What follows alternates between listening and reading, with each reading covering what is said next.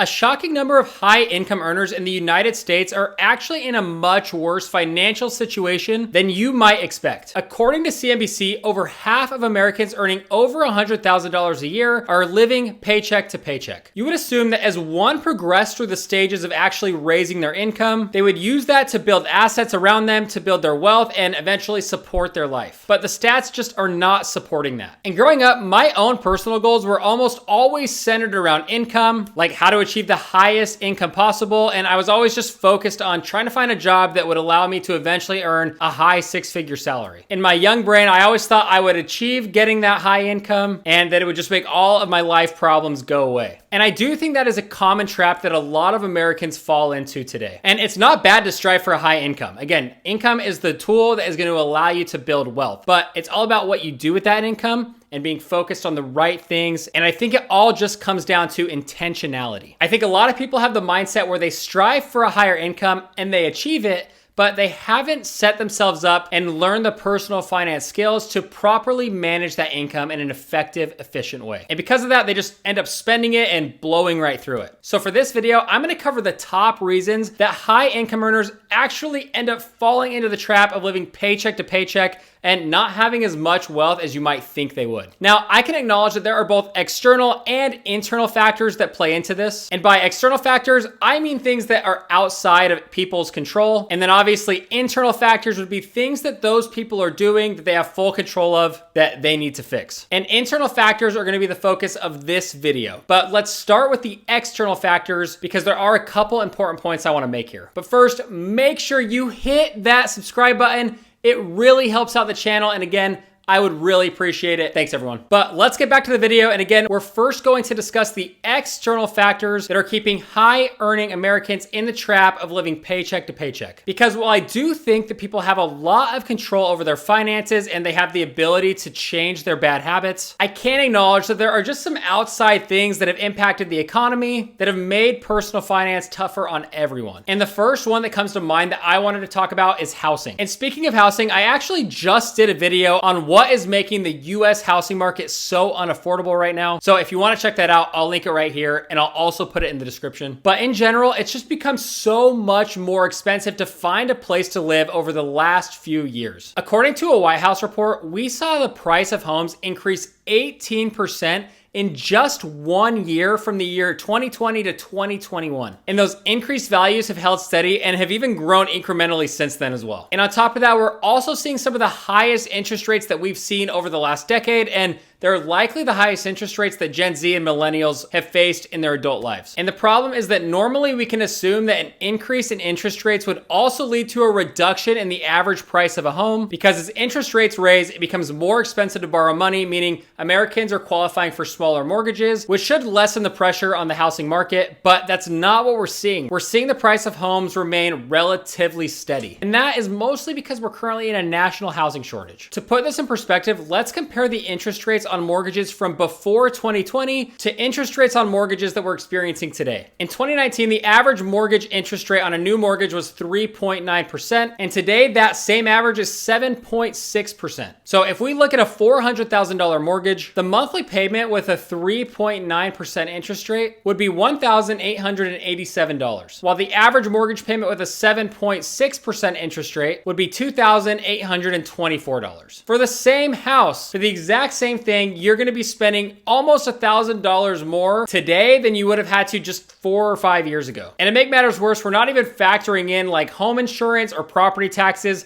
This is just the cost of the mortgage. So when it comes to housing, your money's just not going as far as it used to. And renters have not been immune to this increase in housing costs either. According to doorloop.com, rent also increased 18% from the first quarter of 2021 to the first quarter of 2022. And again, those have held steady and have grown incrementally since then. So to summarize, because housing just makes up such a big percentage of everyone's monthly budget, I think that this has caused a lot of people a lot of financial stress that may be keeping them in the trap of living paycheck to paycheck. All right, the next external factor is similar, but it's a little more general, and it is inflation. And we're not gonna talk too much about inflation in this video because we could do a lot of other separate videos on that topic alone. But I did wanna make sure I acknowledge it here because it has been a big issue and a big talking point ever since 2020. The rising cost of goods on everything is definitely having an impact on people's budgets and finances. What I will mention here is that it is important to not let inflation control your spending. In other words, set your budget and stick to it as much as possible. Just because the cost of a certain good is increasing by X% doesn't mean that you should be increasing your spending at the same rate. Try to save, try to find value where you can. And I acknowledge this is probably something that's easier for high income earners than it would be for low income earners, because at high incomes, a lot of what you're buying is wants. There's a lot of areas that you can cut back and cut down. So I'll just acknowledge that. But this is the time to try to save money. Don't let inflation control you. And it may be a sacrifice, but remember, this is going to be temporary. This is not the first time that our country has experienced high inflation, and it's not going to be the last, but the market always has a way of leveling itself out. Now, I'm not a magician, so I don't know when that's going to be. I don't know how that's going to happen, but it will level out. So just stay patient. But the best way to avoid either of these external factors is to hit that subscribe button. It really helps out the channel. I'd really appreciate it. And it would be cool if you did it. So thanks. All right, now we are at the important part of the video because these are gonna be the things that you actually have control over. Now let's talk about the internal factors. I think the biggest reason that high income earners in the United States are living paycheck to paycheck is because they're mismanaging their money. There are some situations where they might just be in a difficult situation that they cannot help, but for the most part, if you make over $100,000 a year, you should be surviving. And on top of that, you should be able to save and invest at least a little bit, but preferably you're doing your full retirement investments. And I can already see the comments, but Connor, I live in New York City. I live in San Francisco. $100,000 is not the same there. Okay, those are two metros in the United States, so we'll exclude those. But for the most of the country, $100,000 is a good income. So anyway, to get more specific, here are the top reasons why high income earners stay broke. And the first one is budgeting, or more specifically, the lack of a budget. I alluded to this at the beginning of the video, but I think the biggest issue that high income earners have when it comes to managing their money is that they just have a lack of intentionality with their spending. They spend their days focusing on and worrying about work. And when they get off work, the last thing they want to do is think about their budget and track their spending and make sure that they're in line. And trust me, I get it. I'm a nerd who loves looking at the numbers and loves looking at my finances.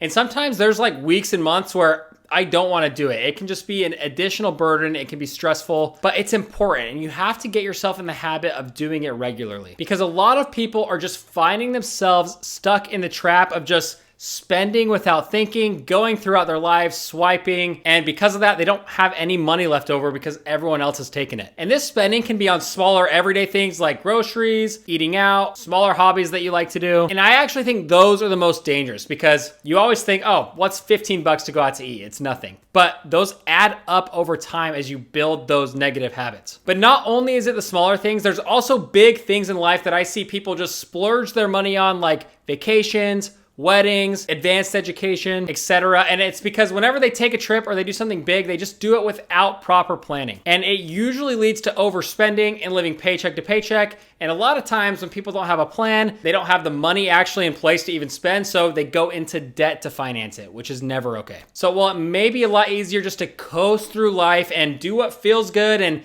buy what you want, trust me, you're gonna be so much happier if you just spend a little bit of time budgeting, making a plan, controlling where your money's going, because then ultimately you get to do the things you like to stress-free because you're also taking care of everything else. So if it wasn't clear already, which it should be, budgeting is absolutely critical here. Now, the good news is that there's actually a lot of tools out there that make budgeting very easy and very effective. Now, I'm personally a nerd who likes to track my own finances and I like to have control over the data. So I know this is outdated, but I just do all of my budgeting within a spreadsheet. But I know not everyone wants to do this, and you should not try to do this unless you're like a total personal finance nerd, because you'll just end up getting discouraged. But there are a ton of easy to use apps and websites that will actually automatically just link to your banks or your credit cards and will automatically track and categorize your spending for you. This is gonna make your budgeting super easy because every month you'll see where you're spending your money. You'll find areas to cut back. You can then make a plan for the next month and rinse and repeat until you have the habit of budgeting down. And moving on from that a little bit, you not only need to be intentional about where you're spending your money,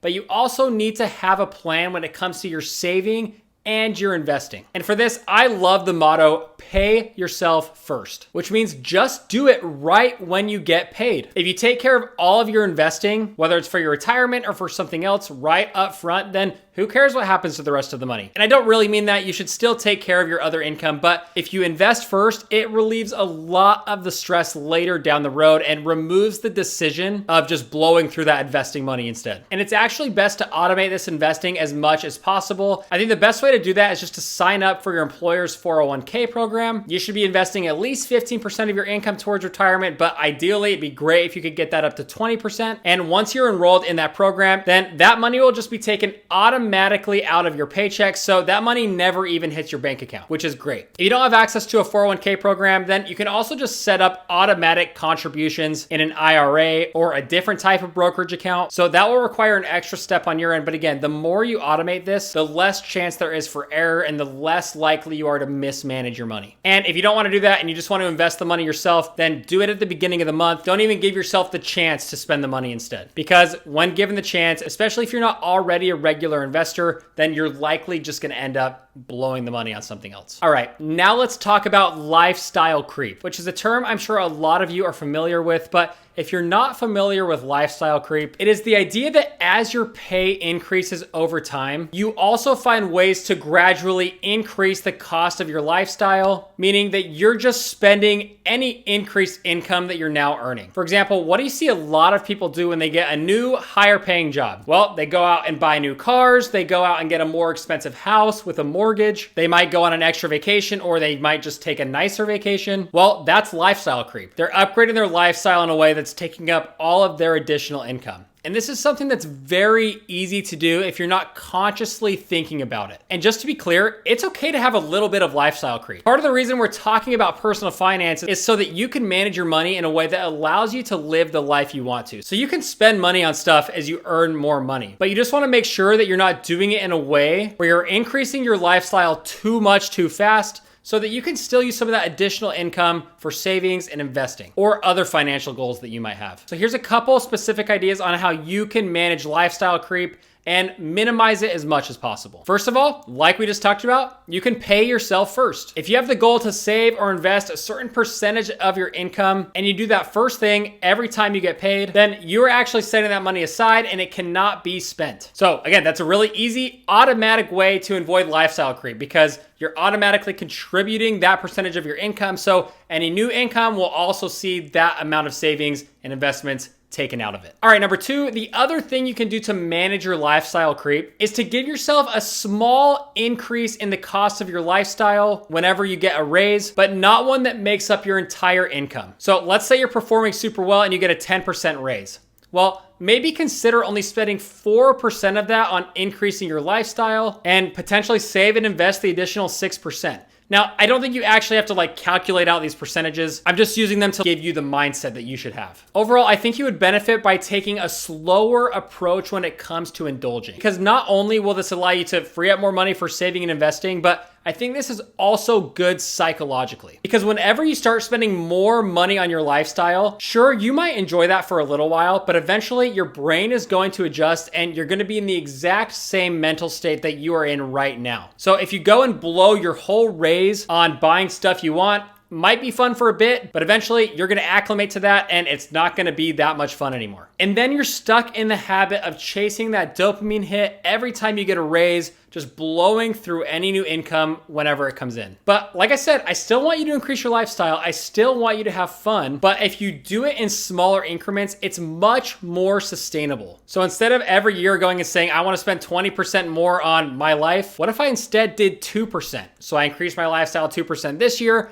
got enjoyment from that. Again, I adjust to the normal, but then next year I can adjust by 2% again, and so on. It's just a way of enjoying your money in a way that's more sustainable. It allows you to increase your actual cost of living at a slower rate, but you still get to enjoy it. So it's kind of a win-win. I don't know, maybe my brain just thinks really weird and that only makes sense to me, but that's kind of my philosophy on life. And That's how I like to do things. So let me know down in the comments if you think I'm just a weirdo with that one or if it didn't make sense, but we'll move on. All right, so we've talked about lifestyle creep in general, but one of the specific things that keeps high income earners living paycheck to paycheck is cars. According to Bankrate, the average monthly payment on a new car right now is $726, which means that a lot of Americans are spending over $8,000 on car payments alone. And that's just one car. Imagine a household with 2 brand new cars, which is what a lot of people do once they start making more money. And now I'm not mad when people go out and buy a reliable car that they plan to drive for a long time, but I'm mostly concerned about people just buying vehicles that they cannot afford. Specifically, this tends to be like recreational vehicles like Jeeps or trucks, or those luxury brands like BMWs, Audis, Lexus, etc. So to avoid having a car payment make up most of your income and keep you in the trap of living paycheck to paycheck, consider the following 2 options when you're purchasing a car. And the first option is just to buy the car in cash, which this is always going to be the best. And not only will you save money on interest here, I also just think that when you're shelling out your own money for something, you'll spend the least amount of money possible, which just leads to further savings on your end. And number 2, if you do decide to finance a car, I like the 23-8 rule that the Money Guy show teaches. Make sure you go check them out, which states that if you finance a car, you need to put 20% down. You should not let the length of your car loan exceed 3 years, and your monthly payment should not exceed 8% of your monthly gross income. The goal here is to get a reliable car, but then get it paid off as quickly as possible. There's a lot of other things that keep people stuck in the trap of living paycheck to paycheck. We talked about some. Some of those include like vacations, country club memberships, sending your kids to private schools, kids' college, expensive toys, recreational vehicles, etc. The list goes on. And it all boils down to this. People have just been conditioned to be consumers, and people will spend like crazy unless they learn to rein it in. Again, none of these things are inherently bad. I have things I like. I have things I spend money on. Again, the goal of personal finance is to manage our money well, to do the stuff we want. So I'm not saying to never buy these things. I'm just begging you, be more intentional with your finances, do better at budgeting, and actually make a plan for what you want to do with your money. All right, the last point that I want to make here is that I think a lot of people, including the high earners we've been talking about, fail to get ahead because they're too focused on their income instead of being focused on their overall financial picture,